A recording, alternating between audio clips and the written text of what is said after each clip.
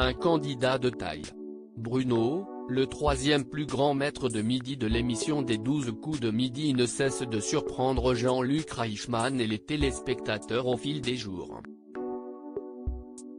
Il réalise des exploits impressionnants et a remporté sa 153e victoire ce lundi 21 juin. Avec une cagnotte qui s'élève à 645 374 €, que fait-il de tous ces cadeaux? Dans les colonnes de gala, il n'a pas hésité à faire quelques confidences.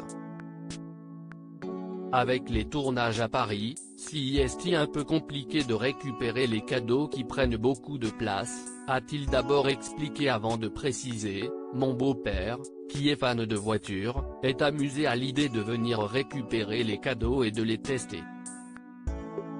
Du coup, avec ma mère, il loue une petite camionnette ou un camion, ça dépend de la taille des objets, et ils font le trajet, conclut-il.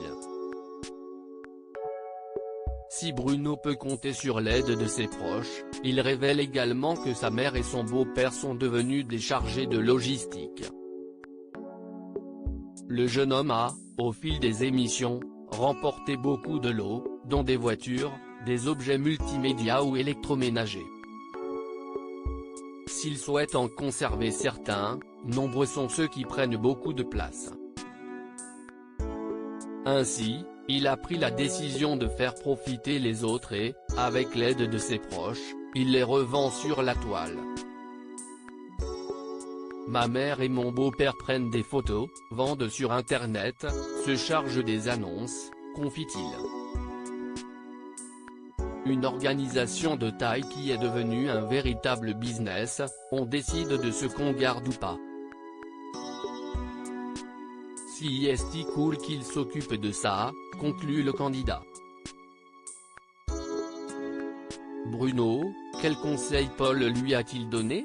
Dans les colonnes de Télé Loisirs, Bruno a confié s'être entretenu avec Paul. Celui-ci l'a félicité pour son parcours et il lui a également donné un conseil de taille. On s'est vu lors du tournage du Combat des Maîtres, il m'a dit que je n'avais surtout pas intérêt de partir comme lui, sur une question où je connaissais la réponse, a-t-il révélé avant de préciser, son conseil, c'était, quoi qu'il arrive, tu prends le temps de la réflexion, même si tu es fatigué ou que tu en as marre. Peut-être qu'il s'en est un peu voulu de partir alors qu'il connaissait la réponse.